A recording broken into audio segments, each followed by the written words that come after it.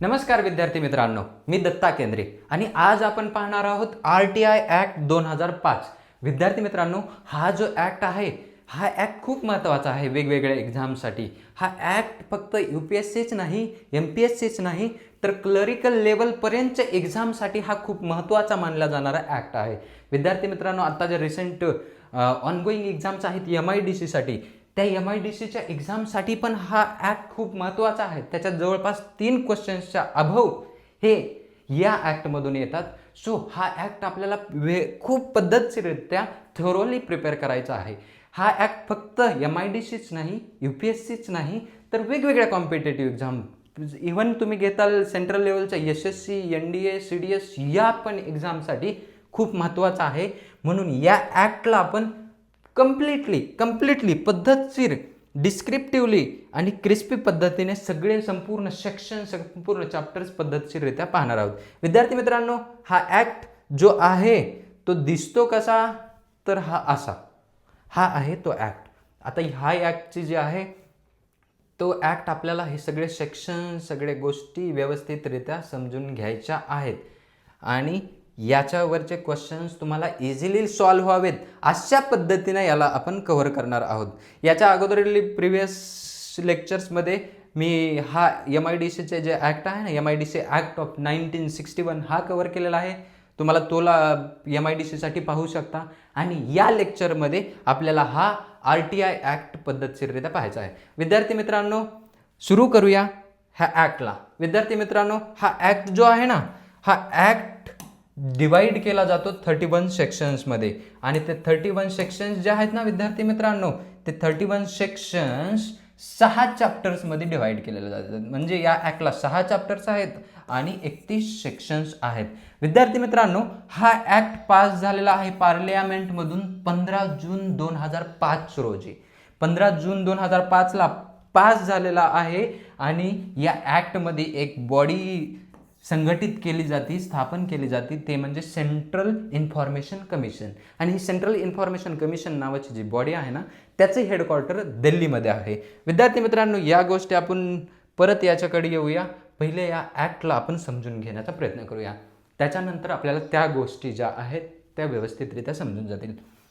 विद्यार्थी मित्रांनो, ह्या ॲक्टचं एक एम आहे, उद्देश आहे। तर हा ॲक्ट एम काय आहे ॲक्टचं, तर एम असं आहे, हा ॲक्ट जो आहे ना, right to information act is M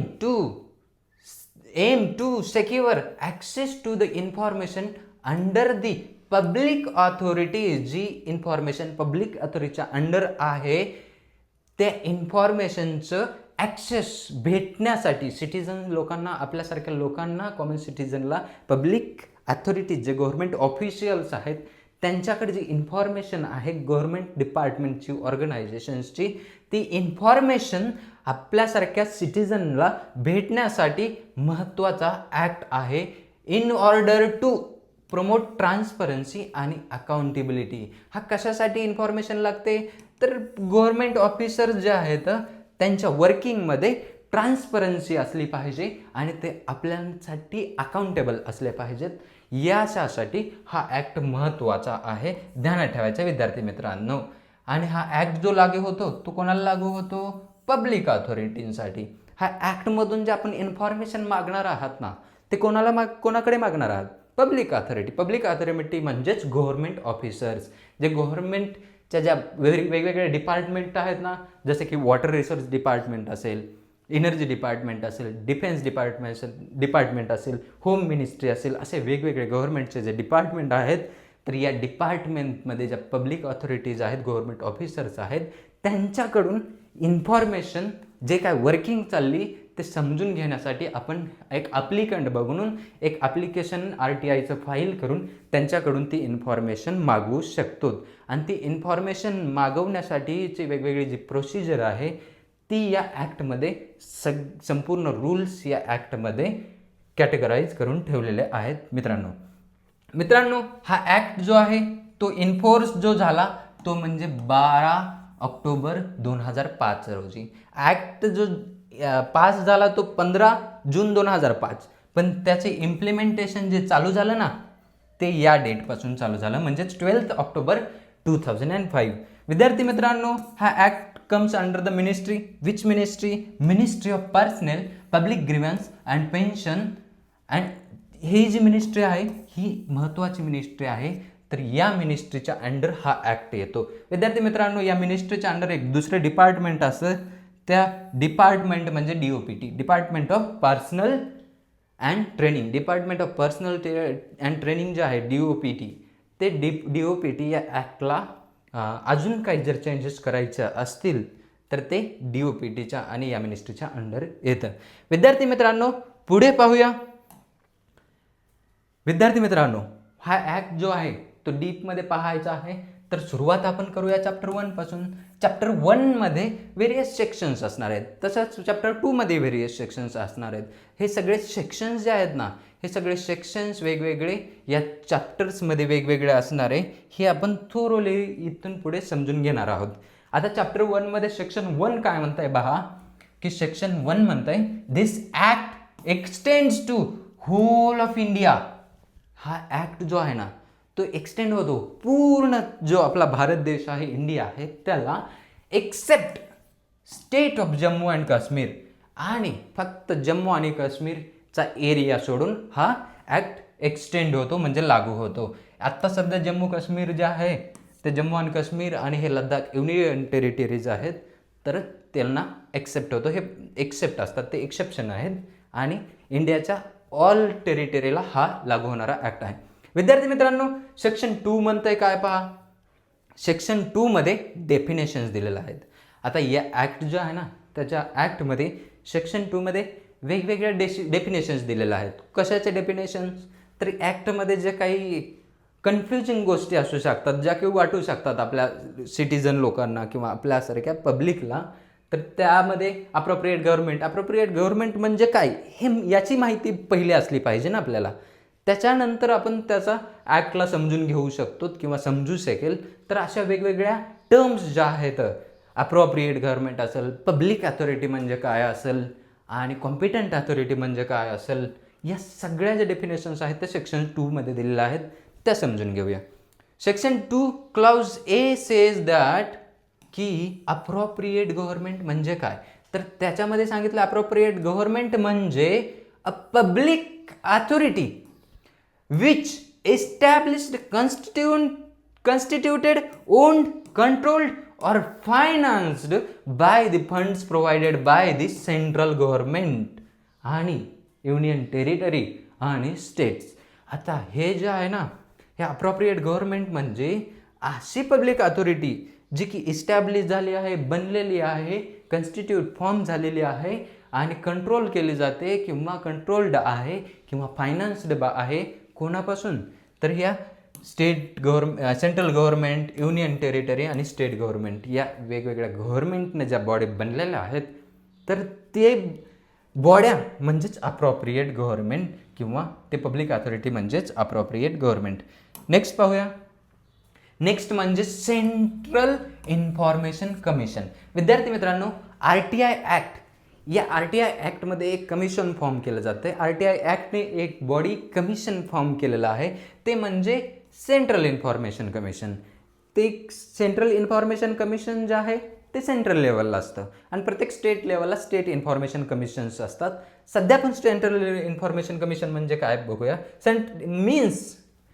central information commission means body constituted by central government. कोणी केली? सेंट्रल गव्हर्नमेंटने.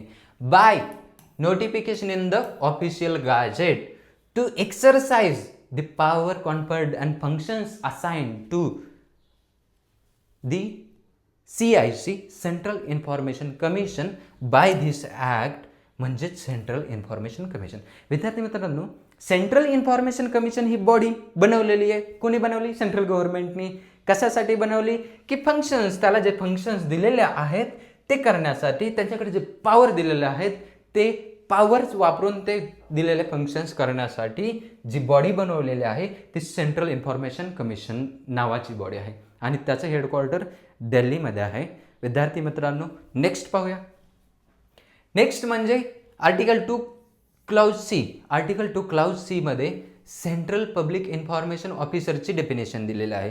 सेंट्रल पब्लिक इन्फॉर्मेशन ऑफिसर म्हणजे काय तर एव्हरी पब्लिक ऑथॉरिटी शॉल, प्रत्येक पब्लिक ऑथॉरिटीमध्ये एखाद्या डिपार्टमेंटमध्ये जे गव्हर्नमेंट ऑफिसर्स आहेत, पब्लिक ऑथॉरिटीज आहेत, त्या पब्लिक ऑथॉरिटीजने एक जे डेसिग्नेट केले पाहिजे आहेत ऑफिसर्स, काही ऑफिसर्स, त्यांना जे म्हटलं जातं ना सेंट्रल पब्लिक इन्फॉर्मेशन ऑफिसर्स म्हटलं जातं. आणि जर स्टेट करत असेल तर त्यांना स्टेट पब्लिक इन्फॉर्मेशन ऑफिसर्स म्हटलं जातं. आणि हे जे असतात ना CPIO आणि SPIO हे कशासाठी असतात तर provide information to the persons who is requesting the information, who is the applicant of this information. विद्यार्थी मित्रांनो, इथं ही जी दुसरी डेफिनेशन दिली आहे हे सेक्शन 5 मध्ये याची डेफिनेशन डीपमध्ये दिलेली आहे अजून, आणि जसं CICची सेक्शन 12 मध्ये दिलेली आहे. विद्यार्थी मित्रांनो, हे सेंट्रल PIO जे आहे ना, सेंट्रल पब्लिक इन्फॉर्मेशन ऑफिसर आणि स्टेट पब्लिक इन्फॉर्मेशन ऑफिसर, हे एक ध्यानात ठेवायचं आहे, आपल्याला लागणार आहे. आणि यांचं काम काय आहे तर जे ॲप्लिकंट आहेत, जे सिटीजन आहेत, त्यांनी जे ॲप्लिकेशन केलेलं आहे त्या ॲप्लिकेशननुसार यांनी CPIO आणि SPIOनी इन्फॉर्मेशन त्या ॲप्लिकंटला प्रोव्हाइड करण्याचं काम CPIO आणि SPIOचं असतं. नेक्स्ट पाहूया, सेक्शन 2 क्लाउज D मध्ये म्हणतंय की चीफ इन्फॉर्मेशन कमिशनर आणि इन्फॉर्मेशन कमिशनर म्हणजे असे व्यक्ती जे की अपॉइंट केले जातात प्रेसिडेंटनं on the recommendation of a body or the committee consisting of prime minister, leader of opposition आणि युनियन कॅबिनेट मिनिस्टर. ही CIC जो आहे ना म्हणजे चीफ इन्फॉर्मेशन कमिशनर, CIC म्हणजे चीफ इन्फॉर्मेशन कमिशनर आणि IC म्हणजे इन्फॉर्मेशन कमिशनर्स. आता हे CIC जे आहे हा कुठं बसतो, सेंट्रल इन्फॉर्मेशन कमिशन जे आपण पाहिलं ना प्रिव्हियस स्लाइडमध्ये, सेंट्रल इन्फॉर्मेशन कमिशन, त्याचा मेन जो असतो तो असतो CIC म्हणजे चीफ इन्फॉर्मेशन कमिशनर. आता हा चीफ इन्फॉर्मेशन कमिशनर जो आहे ना तो अपॉइंट केला जातो, कोणा थ्रू अपॉइंट केला जातो, प्रेसिडेंट थ्रू. पण या प्रेसिडेंटला एक रिकमेंडेशन जे देते ना ती एक बॉडी असते अपॉइंट करण्यासाठी. ती बॉडी म्हणजे prime minister, leader of opposition आणि युनियन कॅबिनेट मिनिस्टर. हे तिघं मिळून रिकमेंड करतात प्रेसिडेंटला की एक सेंट्रल इन्फॉर्मेशन कमिशनर आपल्याला अपॉइंट करायचं आहे.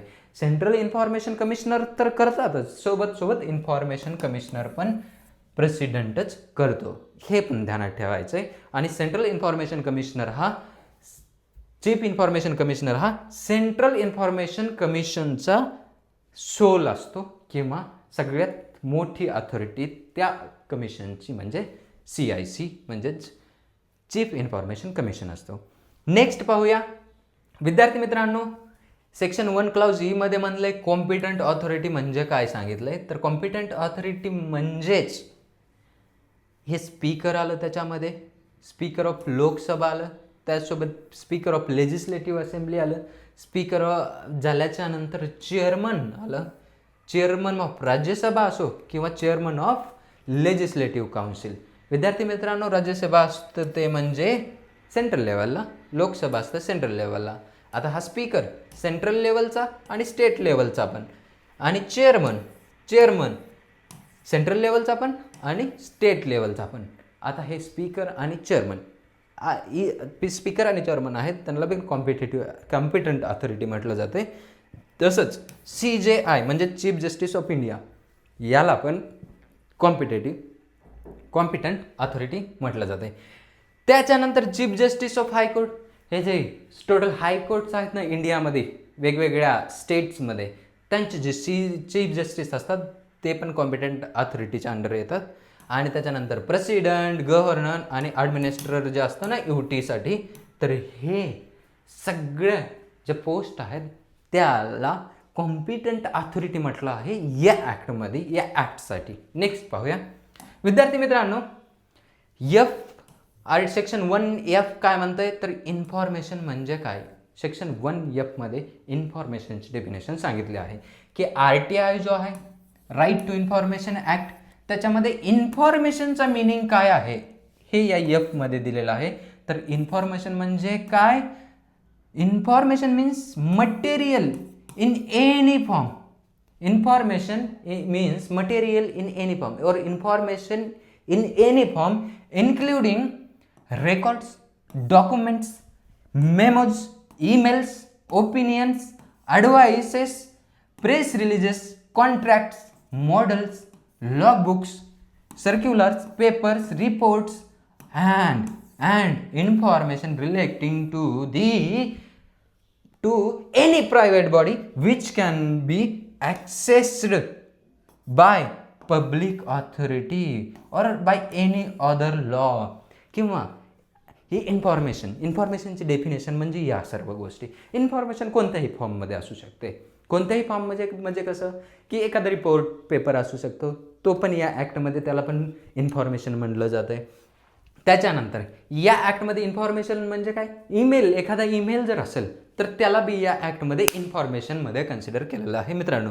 ओपिनियन असो, ॲडवाईस असो, प्रेस रिलीज असो, एखादा मेमोज असो, कोणतेही रेकॉर्ड जे असो त्याला याच्यामध्ये इन्फॉर्मेशन मध्ये कॅटेगराईज केलं जातं. इन्फॉर्मेशनमध्ये एक अजून महत्त्वाची गोष्ट म्हणजे ही जी प्रायव्हेट बॉडी आहे ना, जे की रेग्युलेट केली जाते गव्हर्नमेंटच्या काही लॉजनी, तर त्या बॉडीच्या जे काही गोष्टी आहेत ना ते पण ॲक्सेस केले जाऊ शकतात या इन्फॉर्मेशनमध्ये, RTIमध्ये. नेक्स्ट पाहूया विद्यार्थी मित्रांनो. त्याच्यानंतर पब्लिक अथॉरिटी म्हणजे काय सांगितलंय, तर पब्लिक अथॉरिटी म्हणजे एनी अथॉरिटी और एनी बॉडी और इन्स्टिट्यूशन और एनी बॉडी और institution constituted by the constitution. Public authority म्हणजे कोणतीही एक अथॉरिटी असू द्या, बॉडी असू द्या, इन्स्टिट्यूशन असू द्या, जे की फॉर्म केलं आहे कॉन्स्टिट्यूशननी. विद्यार्थी मित्रांनो, अजून कॉन्स्टिट्यूशननं तर फॉर्म केलेलं असणाऱ्या ह्या सगळ्या बॉड्या, अथॉरिटी, इन्स्टिट्यूशन हे सगळं कॉन्स्टिट्यूशननं फॉर्म केलंय, त्याला पण पब्लिक अथॉरिटी म्हणा. त्याच्यानंतर या बॉड्या, institution, authorities, bodies, institutions and authorities are formed by laws made by the parliament or state legislature, त्याला पण पब्लिक अथॉरिटी म्हणा. त्याच्यानंतर या सगळ्या गोष्टी बॉडी ओन्ड अँड कंट्रोल्ड और फायनान्स्ड बाय द अप्रोप्रिएट गव्हर्नमेंट म्हणजे पण पब्लिक अथॉरिटी. या दोन गोष्टी समजल्या तुम्हाला. दोन गोष्टी म्हणजे काय? Bodies, institutions or the authorities formed by constitution as well as the laws made by parliament and state legislature म्हणजे पण पब्लिक अथॉरिटी. त्याचसोबत body owned, controlled, finance by the appropriate government म्हणजे पण पब्लिक अथॉरिटी. त्याच्यानंतर non governmental organisation म्हणजेच NGOज financed by the appropriate government म्हणजे पण पब्लिक अथॉरिटी. म्हणजे एखादी बॉडी एखादा गव्हर्नमेंटच्या अंडर असेल किंवा ते गव्हर्नमेंट कंट्रोल करत असेल किंवा गव्हर्नमेंट फायनान्स करत असेल तर ती बॉडी म्हणजेच पब्लिक अथॉरिटी. त्याच्यानंतर एखादी NGO असेल जी की फायनान्स केले जाते अप्रोप्रिएट गव्हर्नमेंटने. अप्रोप्रिएट गव्हर्नमेंट म्हणजे काय? स्टेट असो, सेंटर असो किंवा युटीज असो, या गव्हर्नमेंटनी फायनान्स केले असेल तर ती पण बनते, ती म्हणजे पब्लिक अथॉरिटी. तर या सगळ्या गोष्टी म्हणजेच पब्लिक अथॉरिटी.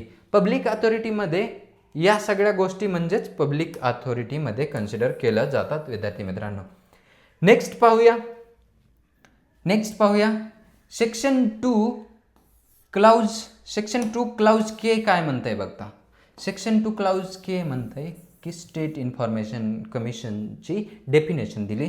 त्याच्यानंतर सेक्शन 2 क्लाउज L मध्ये चीफ इन्फॉर्मेशन कमिशनची डेफिनेशन दिली, पण तो कुठला? स्टेटचा. आणि क्लाउज M मध्ये स्टेट पब्लिक इन्फॉर्मेशन ऑफिसर दिलेला आहे.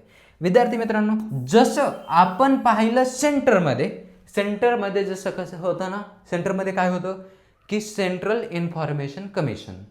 इथं काय? स्टेट. सेंटरचा फक्त स्टेट लेवलला जेव्हा येतोच ना आपण, तर या सगळ्या बॉडीवरच्या ज्या आहेत ना त्या रिपीट होतात. जसं सेंट्रलला काय होतं? सेंट्रल इन्फॉर्मेशन कमिशन, ते एक बॉडी ज्याचं की हेडक्वार्टर दिल्लीमध्ये होतं. तसंच स्टेटला काय येईल मग? स्टेट इन्फॉर्मेशन कमिशन ही एक बॉडी, ही कोणत्या लेवलला असते? राज्यस्तरीय, राज्याच्या लेवलला.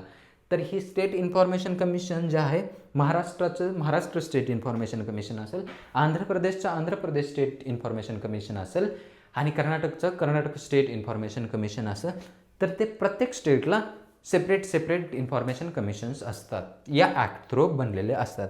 आता या स्टेट इन्फॉर्मेशन कमिशनचा चीफ जो असेल तो काय असेल, स्टेट चीफ इन्फॉर्मेशन कमिशनर. त्याच्यानंतर तसंच जसं आपण सेंट्रलला PIO होता तसंच स्टेटला पण पब्लिक इन्फॉर्मेशन ऑफिसर असतो, ज्याचं काम असतं की इन्फॉर्मेशन प्रोव्हाइड करायचं कोणाला, जे ॲप्लिकंट असतील, जे सिटिझन असतील आणि ते ॲप्लिकेशन करतील RTIने एखाद्या पब्लिक डिपार्टमेंटला किंवा पब्लिक अथॉरिटीला, तर ते PIOचं काम असते. नेक्स्ट पाहू विद्यार्थी मित्रांनो, तो होता चॅप्टर 1. आता चॅप्टर 2 जो आहे तो आहे राईट टू इन्फॉर्मेशन विषयी आणि ऑब्लिगेशन्स ऑफ पब्लिक अथॉरिटीज याच्याविषयी. तर त्याच्यामध्ये सेक्शन 3 काय म्हणतंय बघा, all citizens shall have right to information. विद्यार्थी मित्रांनो, सेक्शन 3 म्हणतंय की all citizens have right to information, म्हणजे RTIचा जो नाव आहे तो म्हणजे राईट टू इन्फॉर्मेशन, आणि सेक्शन 3 हा डेडिकेटेड त्याच्यासाठीच दिलेला आहे. कशासाठी, all citizens shall have right to information. तर सेक्शन 3 ध्यानात ठेवा, सोपं आहे, ध्यानात ठेवा. Next obligations. सेक्शन 4 काय म्हणतंय बघा, every public authority shall maintain all its records duly catalogued and computerized and connected through networks all over the country.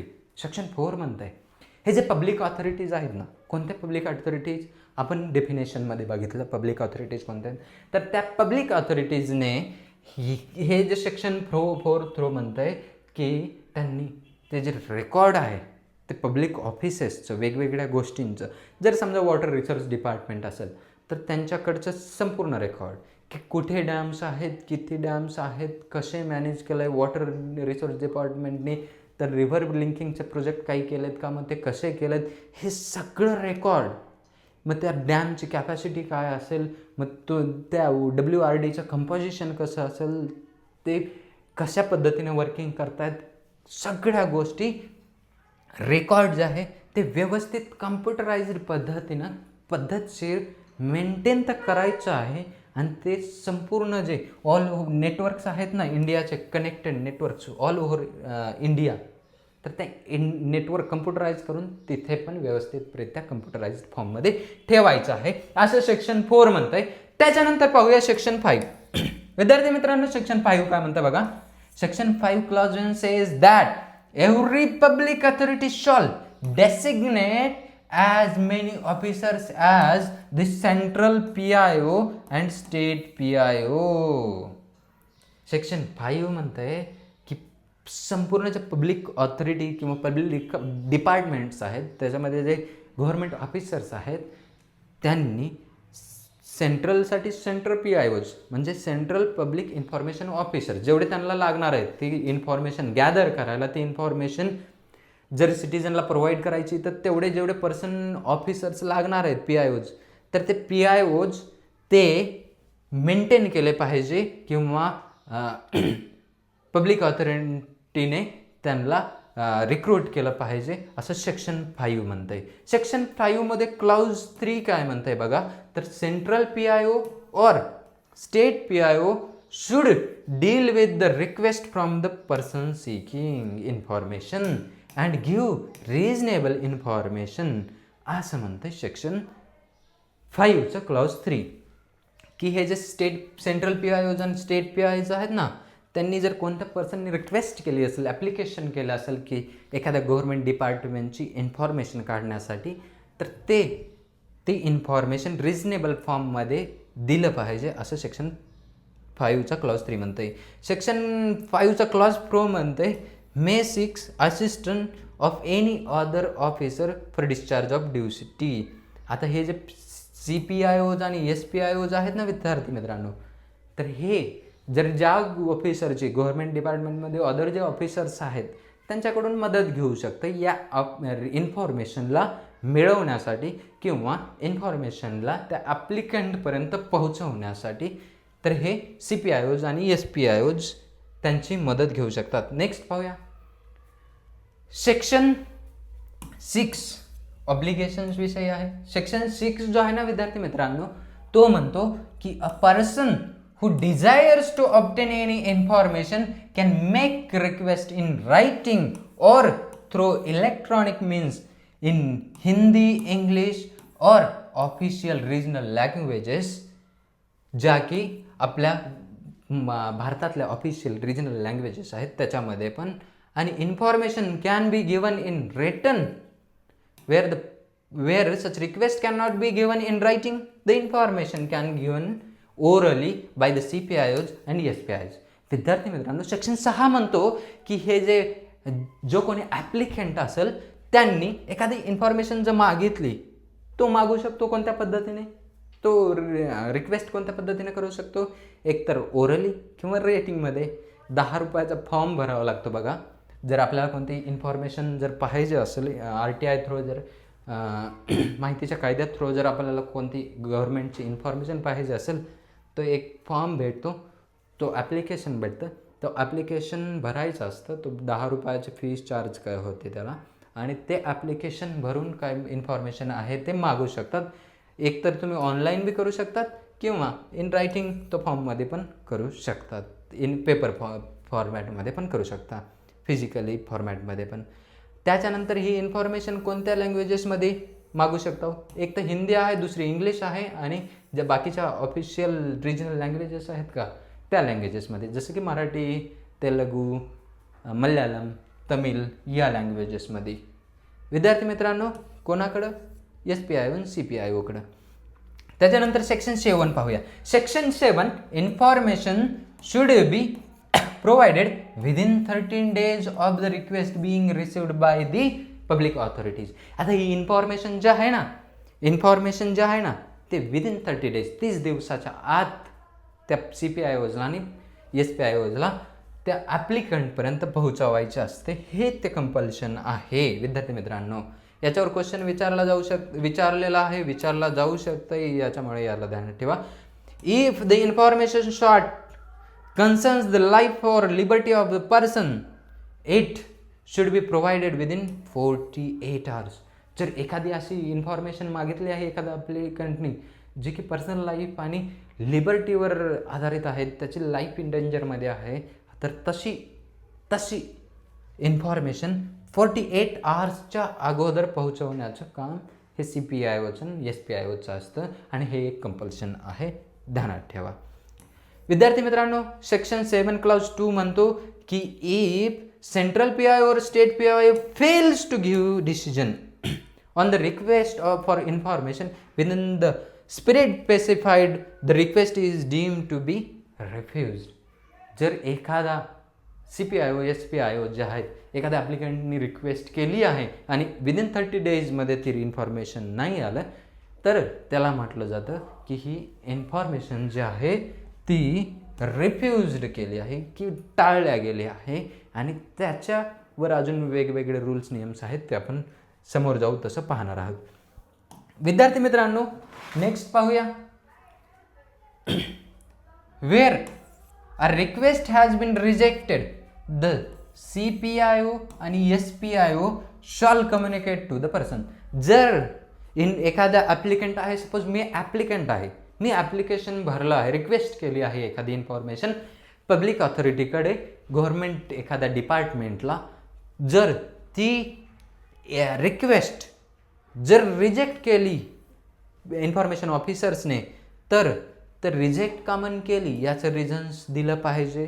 ते कंपल्शन आहे CPIOs आणि SPIOsवर. त्याच्यानंतर period within which an appeal against such rejection preferred. मग हे जे पुढचा जो कोणता काळ आहे त्या काळामध्ये परत अपील केलं पाहिजे, हा पिरियड पण त्यांनी त्या लेटरमध्ये CPIOs आणि SPIOsनं देणं मस्ट आहे सिटिझन्सला, किंवा रिक्वेस्ट करताय किंवा ॲप्लिकंट आहे त्यांना. The particulars of the appellate authority. आणि या 3 गोष्टी ज्या आहेत ना विद्यार्थी मित्रांनो, पर्टिक्युलर्स ऑफ ॲपिलेट अथॉरिटी म्हणजे जे पुढचं जे ॲपील करायचं आहे तर त्यांच्याविषयी माहिती कुठं केलं पाहिजे, जी की इन्फॉर्मेशन जर नाही भेटली मला तर मग मी नंतर कुठं RTIचा फॉर्म दाखल केला पाहिजे किंवा सबमिट केला पाहिजे. तर ह्या सगळ्या गोष्टी या जर एखादी ॲप्लिकेशन रिजेक्ट केलं तर त्यांच्याकडून येणं, CPIO आणि SPIO कडून येणं सिटीजनला किंवा ॲप्लिकंटला मस्ट आहे, कंपल्सरी आहे. तर या गोष्टी ध्यानात ठेवायच्या. नेक्स्ट पाहूया. Section 8 of the Right to Information Act. Section 8 of RTI says that exemption of disclosure of information regarding. आता सेक्शन 8 काय आहे की काही जे इन्फॉर्मेशन आहे ते एक्झेम्प्ट आहेत, त्या नाही दिल्या गव्हर्नमेंटनं तर ते चालतं त्यांना. आणि एक्झेम्प्ट का म्हणा आहेत, काही सिक्युरिटी रिझन्स असतात, काही कॉन्फिडेन्शियल गोष्टी असतात ज्या की डिस्क्लोज करून केल्याच्या नंतर काहीतरी वर्स्ट इम्पॅक्ट होऊ शकतो कंट्रीमध्ये. तर अशा इन्फॉर्मेशनला एक्झाम्शनमध्ये टाकलेलं आहे. तर त्यामध्ये काय काय असतं बघा, जिथं की हॅम्पर होते sovereignty and integrity of India, ती इन्फॉर्मेशन एक्झाम्शनमध्ये आहे, ती नाही भेटणार आपल्याला. त्याच्यानंतर सिक्युरिटी ऑफ इंडिया किंवा कंट्री किंवा स्टेट, ती इन्फॉर्मेशन नाही भेटली किंवा भेटणार पण नाही. त्याच्यानंतर स्ट्रॅटेजिक, सायंटिफिक आणि economic interest of the state आणि relation with the foreign state, या सगळ्या ज्या गोष्टी आहेत ना त्याचं आपण ॲप्लिकेशन केलं तरी इन्फॉर्मेशन आपल्याला भेटणार नाही. आणि हे कंपल्शन बी नाही आहे CPIOज आणि SPIOज कडे की ते इन्फॉर्मेशन त्यांनी द्यावी. त्याच्यानंतर बी पहा, forbidden to be published by the court of law or any tribunal. कोर्टने सांगितलं असेल की त्याच्यावर बंदी घातली असेल त्या इन्फॉर्मेशनवर पब्लिश करण्याचे, ती इन्फॉर्मेशन एक्सेप्शन आहे. सी मध्ये which may cause Breach of privilege of parliament or the state legislature, अशी इन्फॉर्मेशन ज्यांनी की ब्रीच ऑफ पार्लियामेंट आणि स्टेट लेजिस्लेचर होणार आहे तशी इन्फॉर्मेशन कॉन्फिडेन्शियल असली पाहिजे असं म्हणत आहे. Commercial confidence, trade secrets or intellectual property, हे पण. त्याच्यानंतर जी disclosure of which would endanger the life or physical safety of any person, तशी information no compulsory. Cabinet papers including records of deliberations, आणि जे कॅबिनेट जे आहे त्यांचे जे काय पेपर्स असतात त्यांचे पेपर्स आणि त्यांचे डिस्कशन जे आहे डेलिब्रेशन्स आहेत ते इन्फॉर्मेशन एक्सेप्शन आहे. ते इन्फॉर्मेशन आपल्याला भेटणार बी नाही आणि ते कंपल्शन पण नाही या पब्लिक ऑथॉरिटीवर की ते त्यांनी दिलीच पाहिजे. नेक्स्ट पाहूया. सेक्शन 9 काय म्हणत आहे बघा, authority may reject request for information involving and infringement of copyright of person other than the state. जे काही कॉपीराईटच्या गोष्टी आहेत त्या गोष्टीची इन्फॉर्मेशन ह्या अथॉरिटीज रिजेक्ट करू शकतात. जसं की एखादं सॉन्ग असेल किंवा जसं की कॉपीराईटचा समजा पेटंट असेल तर त्याचं कॉपीराईटचा जर इश्यू असेल तर ती कॉपीराईट जर असेल त्या पेटंटचं एखाद्या पर्सनकडं किंवा अथॉरिटीकडं तर ते कॉपीराईटचं इन्फॉर्मेशन आपल्याला भेटत नसते, कॉन्फिडेन्शियल असते. तर ते कंपल्शन नाही आहे आणि ते सेक्शन थ्रूने ते कंपल्शन हटवलेलं आहे. तर ते एक ध्यानात ठेवा. नेक्स्ट पाहूया. सेक्शन 12 म्हणतो पण चॅप्टर 3 मध्ये आला सेक्शन 3चं चॅप्टर काय म्हणतो तर ते आहे सेंट्रल इन्फॉर्मेशन कमिशनवर. चॅप्टर 3 मध्ये सेंट्रल इन्फॉर्मेशन कमिशन विषयी संपूर्ण माहिती दिलेली आहे. त्याचे कंपोजिशन, वर्किंग आणि पॉवर्स, डेसिग्नेट सगळ्या गोष्टी या चॅप्टर 3 मध्ये सेक्शन 12 पासून चालू होतात. सेक्शन 12 म्हणतो की the central government constitute a body non as central information commission. एक सेंट्रल गव्हर्नमेंट जे आहे ते एक बॉडी बसवते. आपल्याला आपण वर पाहिले डेफिनेशन्समध्ये की सेंट्रल इन्फॉर्मेशन कमिशन म्हणजे काय. विच कन्सिस्ट ऑफ, जी बॉडी आहे ना ती बनलेली असते कशापासून, चीफ इन्फॉर्मेशन कमिशनर आणि नॉट एक्सिडिंग 10 इन्फॉर्मेशन कमिशनर्स. आता ही जी बॉडी आहे ना सी आय सी जी बॉडी आहे ना विद्यार्थी मित्रांनो, तर ती सेंट्रल गव्हर्नमेंट फॉर्म करत आहे. एक असतो त्याच्यामध्ये CIC आणि प्लस लेस दॅन 10 ICs इन्फॉर्मेशन कमिशनर्स. आणि ही बॉडी जी फॉर्म केलेली आहे ना विद्यार्थी मित्रांनो, ही कोणी केलेली? सेंटरने केलेली आहे. तर ही बॉडी ध्यानात ठेवा, CIC आणि ICची, ज्याच्यामध्ये मेंबर्स 1 आणि 10पेक्षा कमी असे मेंबर्स असतात, याला ध्यानात ठेवा. आणि त्याचं नाव म्हणजे central information commission. Second, appointed by. पाहिलं आहे आपण CIC आणि ICs अपॉइंट कोणी केले जातात? प्रेसिडेंटनं. आणि ती प्रेसिडेंटनं अपॉइंट केले जातात, पण त्याला सजेशन किंवा रिकमेंडेशन देणारी एक कमिटी असती. ती कमिटी म्हणजे हे कमिटीमध्ये असतात prime minister, leader of opposition आणि युनियन कॅबिनेट मिनिस्टर. या तिघांची कमिटी जी आहे ती कमिटी रिकमेंड करते प्रेसिडेंटला आणि प्रेसिडेंट अपॉइंट करतो ICsला आणि CICsला. दी जनरल सुपरिंटेंडन्स, याचं वर्क काय आहे बघा ICs आणि CICचं. The general superintendence, direction and management of the affairs of the central information commission shall vest in CIC who is assisted by the information commissioner. आता हे जे आहे ना सुपरिंटेंडन्स, डायरेक्शन, मॅनेजमेंट ऑफ द, या कमिशनचं सुपरिंटेंडन्स सगळं पाहण्याचं, मॅनेजमेंटचं आणि डायरेक्शन, या सगळ्यांचं काम जे आहे ते कोण करतं? CIC आणि ICs. CIC किती असतो? 1 आणि ICs किती असतात? 10पेक्षा कमी. 10पेक्षा कमी, मग 10 चालेल पण 10पेक्षा कमी असलं, 11वा नाही चालणार, 12वा नाही चालणार, पण 10पेक्षा कमी. तर ही अशी CICची बॉडी फॉर्म केली आहे सेक्शन 12 नुसार RTI मध्ये. नेक्स्ट पाहूया. The chief information commissioner and information commissioner shall be person of eminence in public life with the wide knowledge and experience in the law, science, technology, social service, management, journalism, mass media आणि administration आणि governance. आता विद्यार्थी मित्रांनो, हे CICs आणि ICs आहेत, appoint करायचे. कुठून अपॉइंट करायचे? ज्यांच्याकडे या सर्व गोष्टी आहेत ना, त्यांच्यामधून हे ऑफिसर्स अपॉइंट केले जातात. कोण करून जाते? Central government. कसं करत आहे माहिती आहे आपल्याला. सेक्शन 12 क्लाउज 6 काय म्हणताय पाहूया. द चीफ इन्फॉर्मेशन कमिशनर और information commissioner shall not be member of parliament and state legislature or the union territory. हे जे मेंबर्स आहेत ना CICs आणि ICs, हे पार्लियामेंटचे जर कोणी असेल, पार्लियामेंटचे मेंबर असतील तर त्यांना अपॉइंट नाही केलं जातं. स्टेट लेजिस्लेचरचे कोणत्या मेंबर्स असतील तर त्यांना बी अपॉइंट नाही केलं जातं. UTAच्या ॲडमिनिस्ट्रेशनमधले काही मेंबर्स असतील जिथं स्टेट हे आहे, UTच्या हाऊसेस आहेत, तिथून पण अपॉइंट नाही केला जात आहे. सेक्शन 13 काय म्हणतंय पहा. The chief information commissioner shall hold office of 5 years. CIC जे आहे त्याचं ऑफिस होल्ड करू शकतं 5 yearsसाठी आणि एज ऑफ 65 आणि नो रिक्वायरमेंट.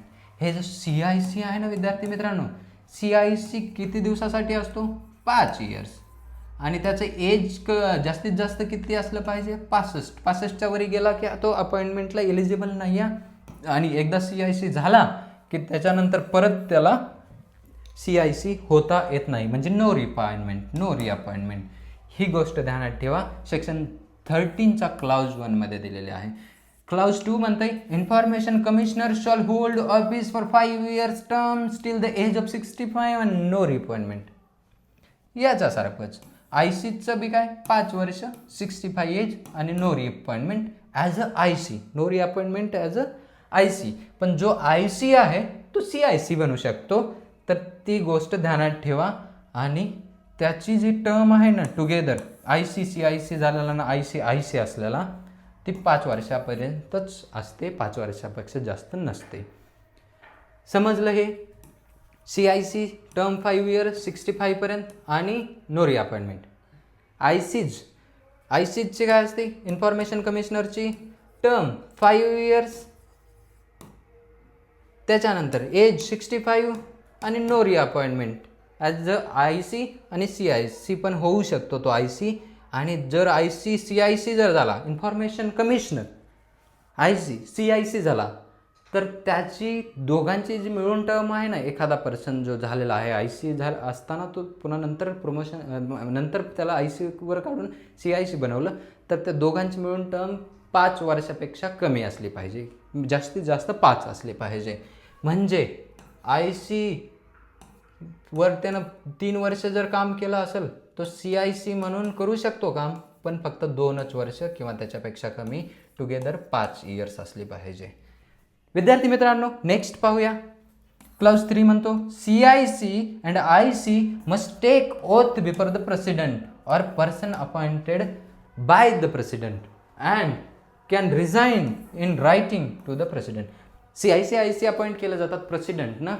जर प्रेसिडेंट अवेलेबल नसतील तर प्रेसिडेंटच्या नावाखाली जो व्यक्ती आहे तो ओथ देऊ शकतो, आणि रेजिग्नेशन जे आहे ICCICचं ते रेजिग्नेशन पण प्रेसिडेंटकडेच दिलं जातं आणि in the writing form. Next पाहूया section 14. Section 14 of RTI act says that chief information commissioner or any information commissioner can be removed only by the order of president. आणि हे जर रिमूव्ह करायचं असेल इन बिटवीन त्याच्या टर्ममध्ये 5 वर्षाच्या, तर ते ऑर्डर ऑफ प्रेसिडेंटच्या थ्रूच रिमूव्ह होतं आहे, असं डायरेक्टली रिमूव्ह करता येत नाही. नेक्स्ट पाहूया सेक्शन 15. सेक्शन 15 जो आहे ना विद्यार्थी मित्रांनो, तो म्हणतो की दी state government constitute a body. आता सेक्शन 15पर्यंत जो होतो ना तर CICचं कंटेंट होतं. सेक्शन 15च्या नंतर जे आहे ना तर ते SICचं आहे. जसं सेंट्रलला काय होतं, सेंट्रल इन्फॉर्मेशन कमिशन, म्हणजे सेंट्रल इन्फॉर्मेशन कमिशन देशाच्या लेवलला, तसंच स्टेटच्या लेवलला प्रत्येक जे स्टेट आहेत ना भारतातले त्यांच्या लेवलला जे असतं ते म्हणजे स्टेट इन्फॉर्मेशन कमिशन. आणि हे स्टेट इन्फॉर्मेशन कमिशन जे आहे ते सेक्शन 15मध्ये सांगितलं आहे की स्टेट गव्हर्नमेंट कन्स्टिट्यूट करतंय बॉडी, त्यालाच म्हणलं जातंय की स्टेट इन्फॉर्मेशन कमिशन. आता विद्यार्थी मित्रांनो सेक्शन 15 क्लाउज 2 काय म्हणतं बघा. Which consist of state chief information commissioner and not एक्सिडिंग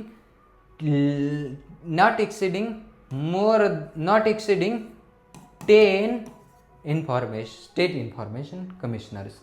जसं CICमध्ये आहे तसंच सिमिलर लेवलला स्टेटवर पण आहे की स्टेट CIC आणि प्लस लेस दॅन 10 स्टेट ICs. विद्यार्थी मित्रांनो हे ध्यानात ठेवा, सिमिलर आहे, फक्त सेंट्रलला स्टेटमध्ये कन्वर्ट करायचं आहे.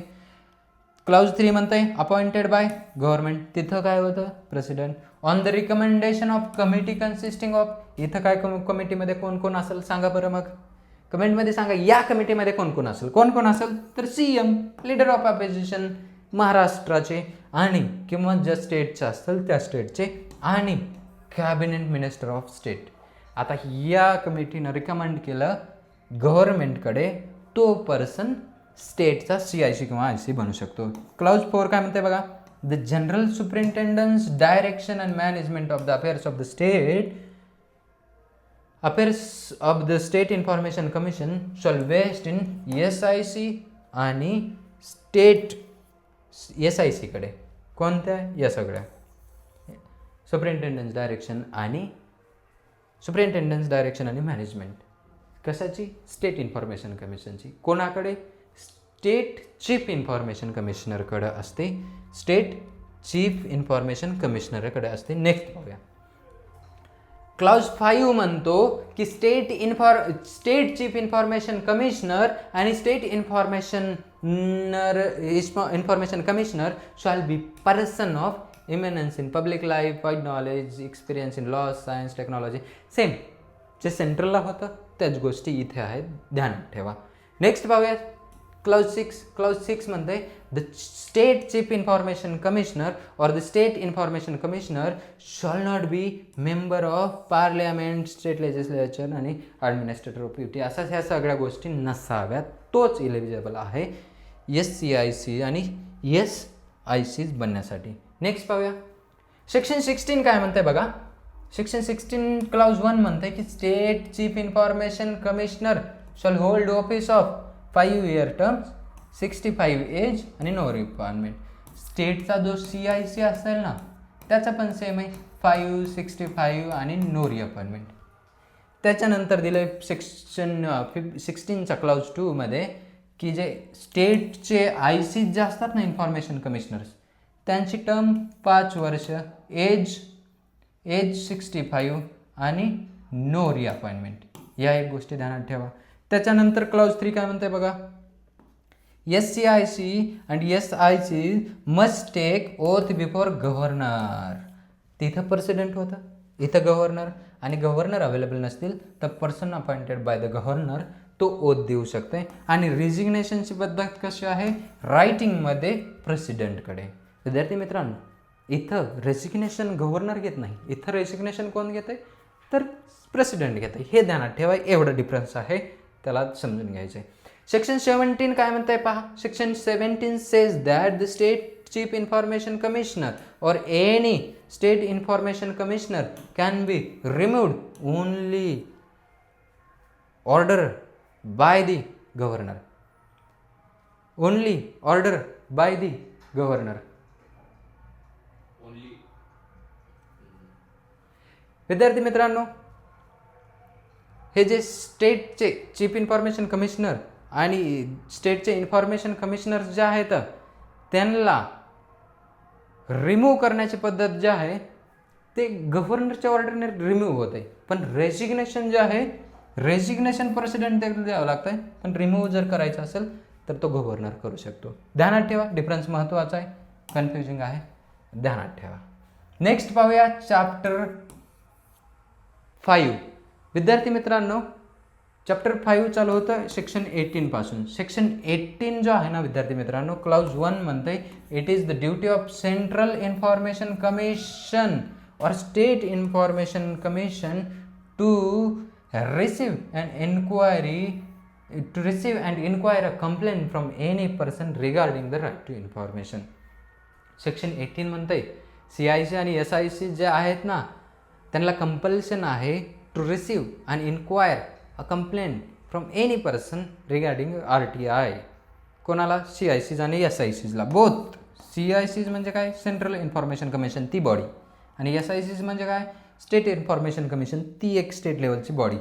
Have power of civil court while inquiring any matter under the code of civil procedure CRPC 1908. विद्यार्थी मित्रांनो, हे जे आहे ना हे समजलं. इन्क्वायरी वगैरे कंप्लेंट कोण करू शकते, SIC आणि CIC, आणि त्यांच्याकडे पॉवर कोणत्या लेवलची आहे, सिव्हिल कोर्टची. सिव्हिल कोर्टच्या लेवलची पॉवर असते. काही कंप्लेंट ज्या मॅटर जे आलेलं आहे, कंप्लेंट आहे ते मॅटर चं वर्डिक्ट देताना. नेक्स्ट पाहूया सेक्शन 19 काय म्हणते बघा. Section 19 says that any person who does not receive a decision within the time specified prefer to an appeal within the 13 days of the receipt to such officer who is senior in the rank to the CPIO आणि SPIO. एखादा person जर appeal केलेला असेल, त्याची जर ती request व्यवस्थितरित्या disseminate नाही झालेली, इन्फॉर्मेशन नाही भेटली, तर ती ॲपील कंप्लेंट तो करू शकतो. कोणाकडे करू शकतो, यांच्या सिनियरकडे. कोणत्या सिनियरकडे, सेंट्रल PIO आणि स्टेट PIOच्या सिनियरमध्ये जी रँक आहे त्यांच्याकडे.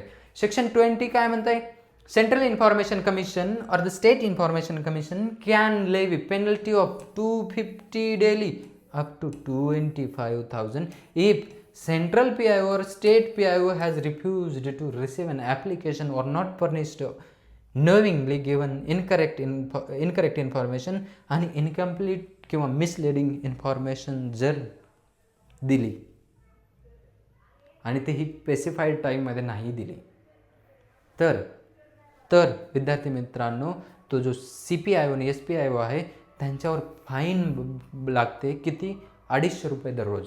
आणि ती फाईन 250 करत कितीपर्यंत लागू शकते, तर 25,000पर्यंत, 25,000पर्यंत लागते. नेक्स्ट पाहूया कधी लागते फाईन समजलं तुम्हाला? जर एखाद्या CPIOने SPIOनं ती इन्फॉर्मेशन द्यायला रिफ्यूज केलं, मी देणार नाही म्हटलं. दुसरी गोष्ट, जर चुकीची इन्फॉर्मेशन दिली किंवा एखादी माहीत असताना त्याला इनकरेक्ट इन्फॉर्मेशन दिली किंवा काहीतरी मिसलिडिंग इन्फॉर्मेशन दिली, तर त्या टायमाला त्याला हा फाईन 250 प्रमाणे डेली लागू शकतो. नेक्स्ट पाहूया. सेक्शन 6 मिसॅलेनियस विषयी आहे. मिसॅलेनियसमध्ये चॅप्टर 6मध्ये मिसॅलेनियसमध्ये सेक्शन 21 काय म्हणते बघा. No suit legal proceeding shall lie against any person in a good faith done under this act. एखाद्या, हे जे आहे ना सेक्शन 20 म्हणतंय की एखाद्या व्यक्तीनं इन द गुड फेथ जर काही काम केलेलं असेल तर त्याच्या अगेन्स्ट जे आहे ते कोणतीही प्रोसिडिंग आणि सूट दाखल होणार नाही, असं सेक्शन 21 म्हणतंय. सेक्शन 23 काय म्हणतंय. No court shall entertain any suit application or proceeding made under this act unless appeal. जर अपील केलं नसेल तर या गोष्टी सूट, प्रोसिडिंग आणि त्यांच्या अगेन्स्ट कोणतंही ॲप्लिकेशन सुओ मोटो कोर्ट किंवा तो CPIO ते घेणार नाही. नेक्स्ट पाहूया. Section 24 act shall not apply to intelligence security organisation specified in the second schedule. Second schedule दिलेलं आहे RTI मध्ये. तर विद्यार्थी मित्रांनो, ज्या सेकंड शेड्यूलमध्ये सिक्युरिटी आणि इंटेलिजन्स ऑर्गनायझेशन आहेत ना, तर त्या ऑर्गनायझेशन्सला हा RTI ॲक्ट लागू होत नाही. अदर डिपार्टमेंट्सला होतो. खूप सारे डिपार्टमेंट्स आहेत त्याच्यात. PW आपण मागं पाहिलं ते डिपार्टमेंट्स. पण हे जे सिक्युरिटी आणि इंटेलिजन्स डिपार्टमेंट्स आहेत ना, जसं की इंटेलिजन्स ब्युरो आहे, रॉ आहे, त्याच्यानंतर BSF आहे आणि अशा अजून काही ज्या ऑर्गनायझेशन्स आहेत ना, जवळपास 27 ॲक्च्युली ऑर्गनायझेशन्स आहेत. तर त्या 27 ऑर्गनायझेशन्सला जे आहेत तो हा RTI ॲक्ट लागू होत नाही, हे ध्यानात ठेवायचे. नेक्स्ट पाहूया. विद्यार्थी मित्रांनो, सेक्शन 27 आणि सेक्शन 28 जो आहे तो अप्रोप्रिएट गव्हर्नमेंट विषय आहे. काय म्हणतंय पहा. द अप्रोप्रिएट गव्हर्नमेंट कोणतंही स्टेटचं किंवा सेंटरचं and competent authority can make rules regarding the provision of this act. हे जे गव्हर्नमेंट आहे ना, तर ते रूल्स बनवू शकतं या ॲक्टविषयी. जर सेंट्रल इन्फॉर्मेशन कमिशन असेल तर सेंट्रल गव्हर्नमेंट रूल बनवेल आणि स्टेट इन्फॉर्मेशन कमिशन असेल तर स्टेट जे आहे स्टेट गव्हर्नमेंट आहे ते रूल बनवेल, असं म्हणतं आहे सेक्शन 27-28. सेक्शन 29 म्हणतं काय पहा. Section 29 clause 1 says rules made by central government under this act shall be laid before each house of the parliament. जर सेंट्रल गव्हर्नमेंटने या RTI ॲक्ट विषयी जर काही रूल्स बनवले तर ते पार्लमेंटमध्ये म्हणजेच लोकसभा आणि राज्यसभामध्ये सेंटरने पेश करणं महत्त्वाचं आहे. तसंच क्लाउज 2 म्हणतंय की स्टेट गव्हर्नमेंटने जर काही रूल्स बनवले तर ते असेंब्लीमध्ये किंवा काउन्सिलमध्ये या बोथ हाऊसेसमध्ये स्टेट गव्हर्नमेंटनं ते ले केले पाहिजेत, बिफोर ठेवले पाहिजेत, असं म्हणतंय. सेक्शन 30 काय म्हणतंय RTIचा तर बघा. Power to remove difficulties by the central government. म्हणजे जर काही डिफिकल्टीज आल्या तर सेक्शन 30नं पॉवर दिली सेंट्रलला तर रिमूव्ह करण्याची. आणि या RTIचा सेक्शन 31 म्हणजेच लास्टचा सेक्शन म्हणतंय की फ्रीडम ऑफ इन्फॉर्मेशन ॲक्ट 2002 आहे तो रिपील केला जात आहे. हे सेक्शन 31चं एवढंच काम आहे की फ्रीडम ऑफ इन्फॉर्मेशन ॲक्ट 2002 आहे तो रिपील केला जातो आहे. विद्यार्थी मित्रांनो, एक गोष्ट ध्यानात ठेवा की हा जो ॲक्ट आहे तो खूप महत्त्वाचा आहे. महत्त्वाचा एक्झामच्याच हेतूने नाही तर हा ॲक्ट महत्त्वाचा आहे as a citizen of India म्हणून. विद्यार्थी मित्रांनो, तर या ॲक्टला पहिल्यापासून समजून घ्यायचा आहे आणि हा समजून घेऊन त्याला व्यवस्थितरित्या एक्झाममध्ये आला तर सॉल्व करायचा आहे. आणि समजून घेऊन जर तुमचं काही काम अडकलं आहे, काही इन्फॉर्मेशन तुम्हाला गव्हर्नमेंटची समजून घ्यायची आहे, तर तुम्ही नक्कीच जाऊन एखाद्या पोर्टलवर कॅम्प्युटरवर जाऊन बसून ते ॲप्लिकेशन बनवू शकता आणि इन्फॉर्मेशन वेगवेगळ्या गव्हर्नमेंटच्या डिपार्टमेंटमधून मागवू शकता. असा ॲक्ट आहे. विद्यार्थी मित्रांनो, आपल्या पहिल्या ज्या 2 स्लाईड्स मी नंतर सांगतो म्हटलं होतं, त्याच 2 स्लाईड्स पाहूया. हे पाहिलं 31 सेक्शन्स पाहून घेतले आपण संपूर्ण, 6 चॅप्टर संपले. त्याच्यानंतर हे जे आहे म्हटलं ना विद्यार्थी मित्रांनो की चीफ इन्फॉर्मेशन कमिशनर पहिल जे आहेत सध्याचे ते आहेत हीरालाल समारिया. कुठले? सेंट्रलचे. सेंट्रल चीफ इन्फॉर्मेशन कमिशनर कोण आहेत? हीरालाल समारिया. तसंच महाराष्ट्र स्टेटचे चीफ इन्फॉर्मेशन कमिशनर कोण आहेत? राहुल पांडे. हे ध्यानात ठेवा, सध्याचे CIC सेंटरचे आणि स्टेटचे. त्याच्यानंतर फर्स्ट CIC कोण होते बघा? इंडियाचे सेंटरचे वजाहत हबीबुल्ला नावाचे पहिले CIC. त्याच्यानंतर महाराष्ट्राचे फर्स्ट CIC कोण होते? डॉक्टर सुरेश जोशीजी. आणि महाराष्ट्र जे आहे ना हे एकमेव स्टेट आहे विद्यार्थी मित्रांनो ज्यांनी की पहिल्यांदा ऑनलाईन पोर्टल आणला आहे राईट टू इन्फॉर्मेशन ॲक्टसाठी. विद्यार्थी मित्रांनो, या सेक्शनमध्ये तुम्हाला एक गोष्ट सांगतो की हे SIC जे आहेत ते SIC जे आहेत ते तेथे पाहूया आपण. SICमध्ये जरा थोडंसं काहीतरी कन्फ्युजिंग वाटलं. विद्यार्थी मित्रांनो, SIC जे आहेत ना स्टेट इन्फॉर्मेशन कमिशनर ते रिझाईन करायला जातात गव्हर्नरकडे. SIC जे आहेत ना विद्यार्थी मित्रांनो, SIC state information commissioner can बी हे रिझाईन. इथं थोडंसं ध्यानात ठेवा, हे इन्फॉर्मेशन झाली. हे प्रेसिडेंट नाही आहे, तर याला करेक्ट करून गव्हर्नर करा.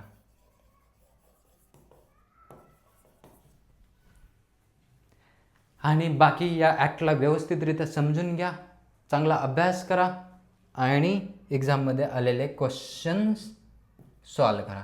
विद्यार्थी मित्रांनो, त्याचबरोबर या ॲक्टचा व्यवस्थितरित्या वेगळ्या पद्धतीने पण फायदा करून घ्या.